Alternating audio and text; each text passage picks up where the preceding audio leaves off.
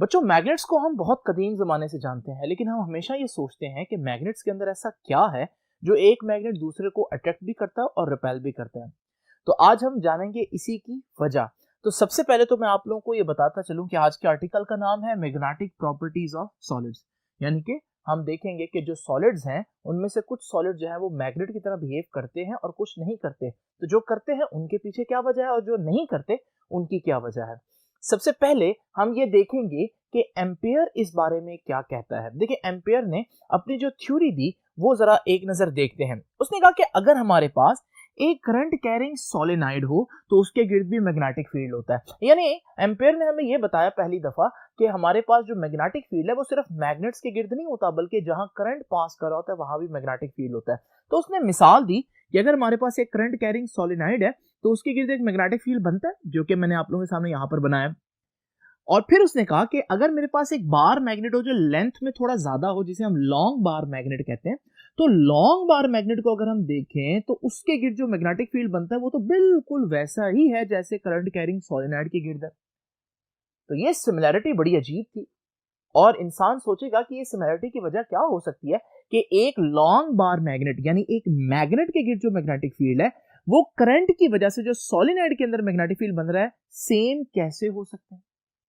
इसी तरह से उसने दूसरी बात ये की कि अगर आप गौर करें, अगर हमारे पास एक करंट कैरिंग लूप हो, ठीक है, सॉलिनॉइड और लूप में क्या फर्क होता है? सॉलिनॉइड में बहुत सी टर्न्स होती हैं, देख रहे हैं आप लोग, लूप में एक टर्न होती है, लेकिन वो नजर क्यों नहीं आ रही? क्योंकि अगर आप देखें, अगर आपके पास टर्न होगी तो करंट ऐसे मूव करेगा, तो क्योंकि वो प्लेन से बाहर आएगा तो वो मैं यहाँ शो नहीं कर सकता, इसलिए मैंने यहाँ डॉट बनाया। डॉट का मतलब करंट बाहर को आएगा और नीचे क्रॉस का मतलब करंट अंदर को जाएगा, यानी कि करंट इस तरह से एक लूप में सर्कुलर मूव करेगा। है तो करंट, तो उसके गिर्द मैग्नेटिक फील्ड तो होगा। तो करंट कैरिंग लूप यानी एक ऐसा लूप जिसमें से करंट पास कर रहा हो, उसका मैग्नेटिक फील्ड कुछ इस तरह से दिखता है। एम्पेयर ने ये कहा कि अगर आपके पास एक मैग्नेट हो जो कि लेंथ में ज्यादा नहीं है, यानी शॉर्ट बार मैग्नेट हो, उसका मैग्नेटिक फील्ड बिल्कुल वैसे ही होता है जैसे करंट कैरिंग लूप का मैग्नेटिक फील्ड होता है। तो यहां से हमारे पास एम्पेयर ने बेसिकली ये पॉइंट मेक किया कि अगर हमारे पास करंट की वजह से बनने वाले मैग्नेटिक फील्ड जो हैं वो मैग्नेट के मैग्नेटिक फील्ड जैसा है, तो कहीं मैग्नेट के अंदर भी चार्जेस की मोशन तो नहीं है जिसकी वजह से ये वाला मैग्नेटिक फील्ड बन रहा है, क्योंकि यहां तो चार्जेस की मोशन है, यहां तो करंट है। तो यहां से उसने ये आइडिया दिया कि शायद मैग्नेट्स के गिर्द जो मैग्नेटिक फील्ड बनता है उसकी वजह अंदर कोई चार्जेस की मोशन है। ठीक है, तो ये बात देखते हैं जी एम्पियर्स का व्यू क्या है। Ampere observes that field of a long bar magnet is just like the field produced by current carrying solenoid. यानी लॉन्ग बार मैग्नेट का मैग्नेटिक फील्ड और करंट कैरिंग सोलेनॉइड का मैग्नेटिक फील्ड बिल्कुल एक जैसा ही उसने ऑब्जर्व किया। And the field of a short bar magnet, यानी ये रिजेंबल्स, बिल्कुल एक जैसा लगता है, that of a single loop, current carrying loop के मैग्नेटिक फील्ड जैसा लगता है। This similarity between the field, ये जो फील्ड्स के दरमियान सिमिलैरिटी है, इसका फील्ड इस जैसा लगता है, इसका फील्ड जैसा लगता है। The similarity between the field produced by the magnets and current urges him to think, उसने इसको सोचने पर मजबूर किया that all magnetic effects may be due to circulating currents, यानी मूविंग चार्जेस। तो उसने कहा क्योंकि यहां मैग्नेटिक फील्ड जो है वो मूविंग चार्जेस की वजह से है, करंट की वजह से, तो शायद फिर मैग्नेट के अंदर भी कोई करंट्स है, और क्योंकि इसका मैग्नेटिक फील्ड करंट की वजह से, मूविंग चार्जेस की वजह से है, तो इससे मिलता जुलता फील्ड बन रहा है, तो शायद इसके अंदर भी हमारे पास मूविंग चार्जेस यानी कि करंट होंगे। तो ये एम्पेयर का व्यू था। ठीक है, तो एम्पेयर ने कहा कि मैग्नेट्स के अंदर कहीं सर्कुलेटिंग चार्जेस तो नहीं है, लेकिन एम्पेयर के व्यू को इतना ज्यादा एक्सेप्टेंस नहीं मिली। उसकी वजह क्या थी? This idea was not considered very seriously in Ampere's time. Ampere के वक्त में इस आइडिया को बहुत ज्यादा सीरियस नहीं लिया गया, because the structure of atom was not known. क्योंकि उस वक्त हमें ये नहीं मालूम था कि एटम के अंदर क्या होता है। अब तो पता है ना, इलेक्ट्रॉन्स होते हैं, न्यूक्लियस होता है, लेकिन उस वक्त नहीं पता था। Taking into consideration the internal structure of the atom, अगर अब हम जो इंटरनल स्ट्रक्चर जानते हैं कि अंदर न्यूक्लियस होता है, इलेक्ट्रॉन होते हैं, अगर अब हम उसको कंसीडर करें तो डिस्कवर्ड ये हुआ है, discovered thereafter the Ampere's view appears to be basically correct. यानी आज हम अगर देखें, जब हम एटम का स्ट्रक्चर जानते हैं कि एटम के अंदर इलेक्ट्रॉन होता है और न्यूक्लियस होता है, तो आज हम ये कह सकते हैं कि वाकई एम्पेयर ने वो बात बिल्कुल ठीक की थी। एम्पेयर के वक्त में उसकी बात को ठीक नहीं माना गया, इतना ज्यादा उसको एक्सेप्टेंस नहीं मिली, क्योंकि उस जमाने में अगर हम देखें तो हमारे पास एटम का जो स्ट्रक्चर था वो डिस्कवर नहीं हुआ था। तो अब ये तो हो गया एम्पेयर का व्यू। अब हम देखते हैं कि मॉडर्न व्यू इस बारे में क्या कहता है कि अगर एक मटेरियल मैग्नेटिक फील्ड प्रोड्यूस कर रहा है या मैग्नेट की तरह बिहेव कर रहा है, तो एटॉमिक लेवल पर उसकी रीजन क्या है, कौन है उस मटेरियल के अंदर जो उसके मैग्नेटिक इफेक्ट्स की वजह बन रहा है। तो चलते हैं नेक्स्ट बोर्ड पर, देखते हैं मॉडर्न व्यू क्या कहते हैं इस बारे में। तो आइए स्टूडेंट्स, अब देखते हैं कि मॉडर्न व्यू क्या कहते हैं।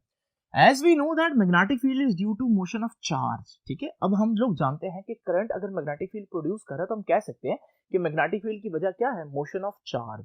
तो अगर किसी मटेरियल के जो एटम्स हैं वो मैग्नेटिक फील्ड प्रोड्यूस कर रहे हैं तो फिर हम ये कहेंगे मॉडर्न व्यू में कि शायद उस मटेरियल के अंदर मोशन ऑफ चार्जेस है जिसकी वजह से मैग्नेटिक फील्ड प्रोड्यूस हो रहा है। लेकिन एक एटम के अंदर दो ही चार्जेस होते हैं, या इलेक्ट्रॉन या न्यूक्लियस। तो पहले हम चेक करेंगे क्या न्यूक्लियस की मोशन तो नहीं है जो मैग्नेटिक फील्ड प्रोड्यूस कर रही है किसी भी मटेरियल के अंदर, और इसी तरह से फिर हम ये देखेंगे कि कहीं इलेक्ट्रॉन तो नहीं है जिसकी वजह से कहीं मैग्नेटिक फील्ड प्रोड्यूस हो रहा है उस मटेरियल के अंदर। तो बेसिकली हम वजह जानेंगे कि एक मटेरियल अगर मैग्नेट की तरह बिहेव कर रहा है तो उसके अंदर असल में मैग्नेटिक फील्ड का रिस्पॉन्सिबल है कौन, न्यूक्लियस या इलेक्ट्रॉन्स। तो ये बात हम लोग देखते हैं कि मोशन ऑफ चार्ज तो रिस्पॉन्सिबल होती है, लेकिन एक एटम के अंदर कौन से चार्जेस होते हैं। An atom has a positively charge nucleus, एक न्यूक्लियस होता है positively charge, and a negatively charge electron, और इलेक्ट्रॉन होते हैं जिन पर नेगेटिव चार्ज होता है। Let us analyse the magnetism due to the motion of these charges. तो हम देखेंगे कि इन चार्जेस में कौन रिस्पॉन्सिबल है मैग्नेटिज्म प्रोड्यूस करने के लिए। तो पहले हम न्यूक्लियस को स्टडी करेंगे, तो इसलिए मैं कह रहा हूं magnetism due to the nucleus. अब क्योंकि मैग्नेटिक फील्ड चार्ज की मोशन से है, तो मैंने जो पहला चार्ज आपके सामने यहाँ पर सोचा है वो न्यूक्लियस है, तो उसकी दो किस्म की मोशंस पॉसिबल हो सकती है। मैं ये नहीं कह रहा दोनों ही होंगी, वो तो अब हम एनालाइज करेंगे तो पता चल जाएगा कौन सी है और कौन सी नहीं है। लेकिन अभी हम थोड़ी देर के लिए इसको रिसर्च करने के लिए, इसको स्टडी करने के लिए हम ये कहते हैं कि हमारे पास न्यूक्लियस की दो किस्म की मोशंस हैं, ऑर्बिटल मोशन और स्पिन मोशन। ऑर्बिटल मोशन ऐसे है जैसे जमीन सूरज के गिर्द एक ऑर्बिट में मूव करती है, और स्पिन मोशन ऐसे जैसे लट्टू अपनी जगह पर अपनी एक्सिस पर स्पिन कर रहा होता है, ठीक है ना।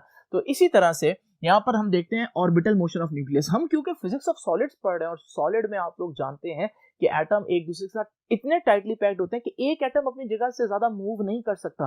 तो न्यूक्लियस का ऑर्बिट में मूव करना तो किसी तौर मुमकिन ही नहीं हो सकता, और जब वो किसी ऑर्बिट में मूव नहीं कर सकते तो हम कहेंगे कि भाई मैग्नेटिज्म उसकी ऑर्बिटल मोशन की वजह से तो हो ही नहीं सकता, क्योंकि ऑर्बिटल मोशन सिरे से है ही नहीं, ठीक है।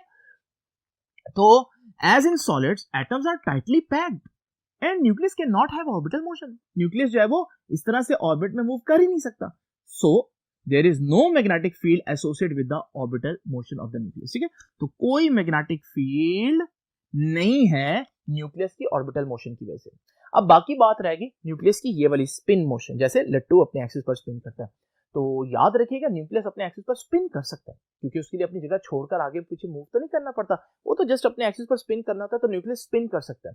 लेकिन हमने ये देखा कि न्यूक्लियस की स्पिन इतनी कम है कि उसकी वजह से जो मैग्नेटिक फील्ड प्रोड्यूस होता है थोड़ा सा, वो इतना कम है कि हम उसको निग्लेक्ट कर सकते हैं, ना होने के बराबर है, ठीक है। तो पहली वाली मोशन तो थी नहीं ना, लेकिन दूसरी वाली मोशन होती है, लेकिन उसकी वजह से जो मैग्नेटिक फील्ड बनता है वो इतना वीक होता है कि हम उसको निग्लेक्ट कर देंगे, ठीक है।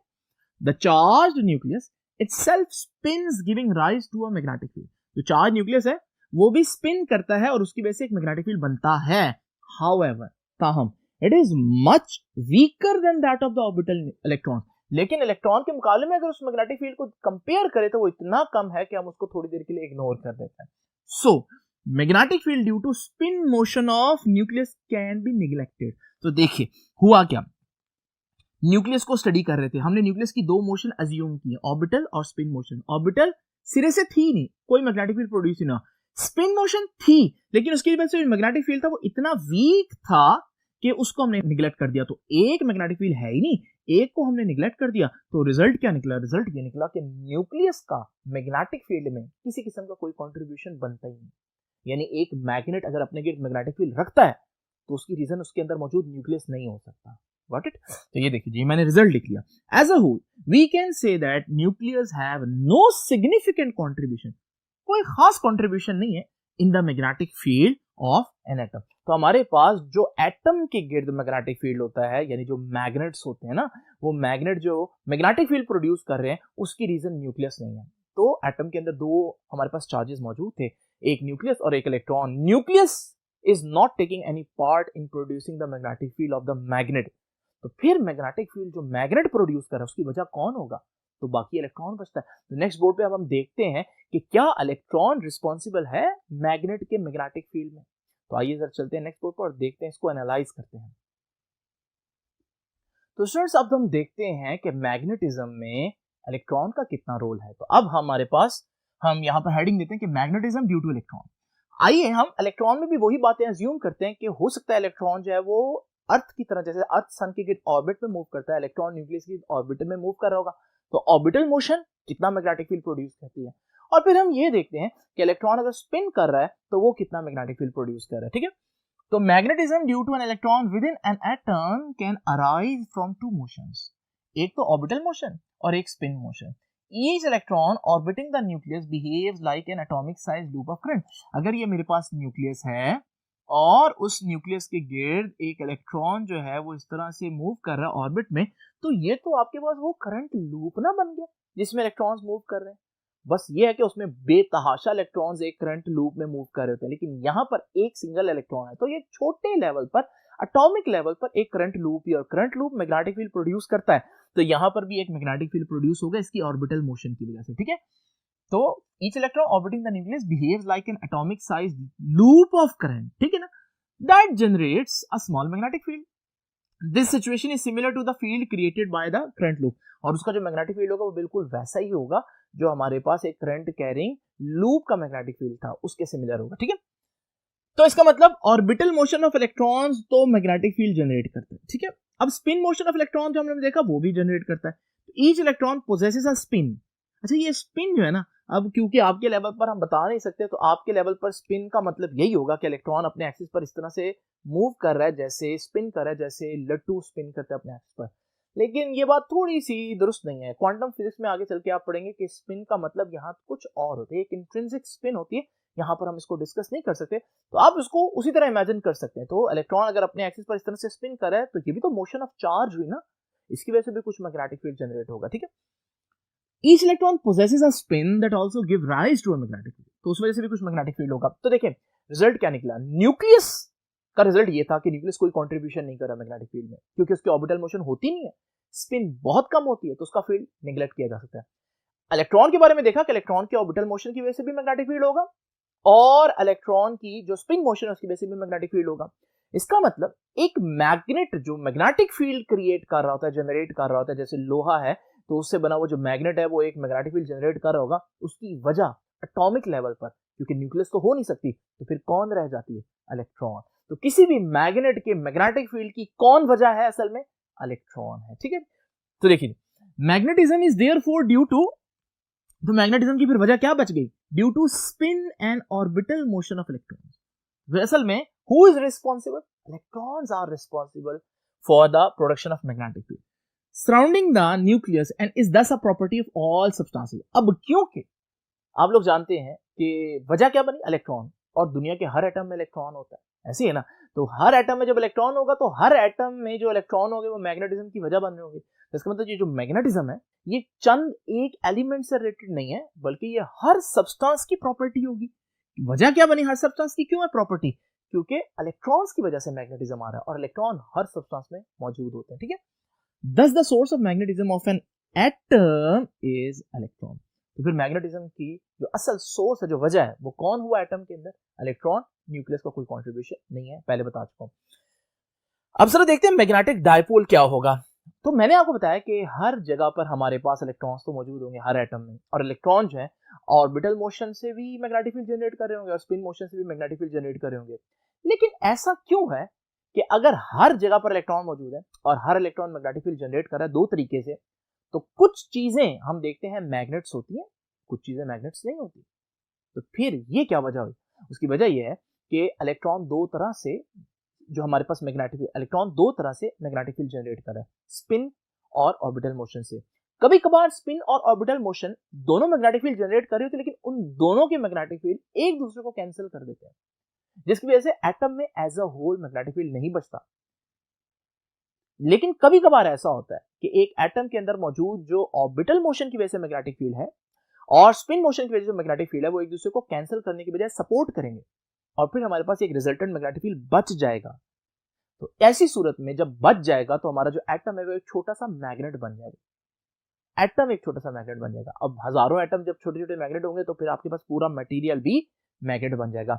तो ये हमारे पास मैग्नेटिक डायपोल है बेसिकली, ठीक है। तो देखिए जी, the net magnetic field created by the electrons within an atom, यानी कितना टोटल मैग्नेटिक फील्ड आएगा, नेट मैग्नेटिक फील्ड किसके बराबर है, is due to the combined field created by their orbital and spin motion. वो depend करता है कि ऑर्बिटल और स्पिन मोशन जो अलग-अलग मैग्नेटिक फील्ड जनरेट कर रहे हैं, उनका कुल मिलाकर इफेक्ट क्या आ रहा है, क्या वो कैंसिल कर रहे हैं या वो एक दूसरे को सपोर्ट कर रहे हैं, ठीक है।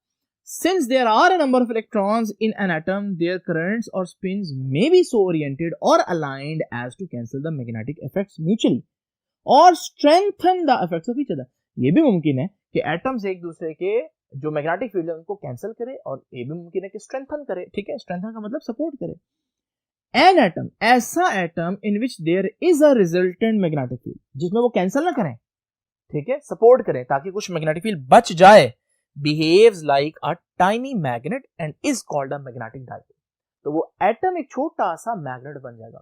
और जब एटम एक छोटा सा मैग्नेट बन गया तो आप देखते हैं कि एटम में अगर एक तरफ नॉर्थ बनेगा तो फिर दूसरी तरफ ऑटोमेटिकली साउथ भी बन जाएगा, ठीक है। यानी ये आपका एटम है जो एक छोटा सा मैग्नेट बन रहा होगा। ये मैग्नेटिक फील्ड जो मैंने पहले आप लोगों के सामने बनाया था वो अब एक एटम के गिर्द असल में मौजूद है, ठीक है। तो याद रखिएगा, यहां से हमें एक और बात पता चलती है कि साउथ क्या है, साउथ सिर्फ नॉर्थ की ऑपोजिट साइड है, और नॉर्थ के ऑपोजिट कोई ना कोई साइड तो हमेशा एग्जिस्ट करेगी। तो इसका मतलब हमारे पास जब भी नॉर्थ होगा साउथ उसके साथ होगा, यानी साउथ को नॉर्थ से जुदा करना मुमकिन नहीं है। आइसोलेटेड नॉर्थ, यानी एक ऐसी चीज बनाओ जिसमें सिर्फ नॉर्थ हो, ये मुमकिन नहीं है। ये एक ऐसी चीज बनाए जिसमें सिर्फ साउथ हो, ये मुमकिन नहीं है। नॉर्थ हमेशा साउथ के साथ एग्जिस्ट करेगा, ठीक है। तो कंक्लूजन क्या निकला, accepting this view of magnetism, अगर इस मैग्नेटिज्म के व्यू को हम देखें, it is concluded that it is impossible to obtain an isolated north pole. तो आइसोलेटेड नॉर्थ पोल, अकेला नॉर्थ पोल हो सिर्फ, ये मुमकिन नहीं है। The north pole is merely one side of a current loop. तो अगर हमारे पास हम देखें मैग्नेटिज्म किस वजह से आ रहा है, मैग्नेटिज्म इलेक्ट्रॉन की ऑर्बिटल मोशन से आ रहा है, ठीक है, तो करंट लूप की वजह से आ रहा है। तो अगर उसके एक तरफ नॉर्थ बनता है तो दूसरी साइड ऑटोमेटिकली साउथ हो जाएगी, ठीक है। तो north pole is merely one side of current loop, the other side will always be present as a south pole. तो एक साइड अगर नॉर्थ है तो दूसरी ऑटोमेटिकली साउथ हो जाएगी। And these can not be separated, इनको अलग नहीं किया जा सकता। This is an experimental reality, और एक्सपेरिमेंट्स के जरिए हमने बार बार ऐसा चेक किया और हर दफा हमने देखा कि साउथ और नॉर्थ एक दूसरे के बगैर अलग-अलग नहीं रह सकते। जहां साउथ होगा वहां नॉर्थ होगा, जहां नॉर्थ होगा वहां साउथ होगा। इसी लेक्चर के नेक्स्ट पार्ट में हम देखेंगे कि हमारे पास मैग्नेटिज्म के लिहाज से हम सॉलिड की कितनी कैटेगरीज कर सकते हैं, पैरामैग्नेटिज्म क्या होता है, डायमैग्नेटिज्म क्या होता है, फेरोमैग्नेटिज्म क्या होता है। तो ये हम जानेंगे इसी लेक्चर के नेक्स्ट पार्ट में। आपसे अब इंशाल्लाह मुलाकात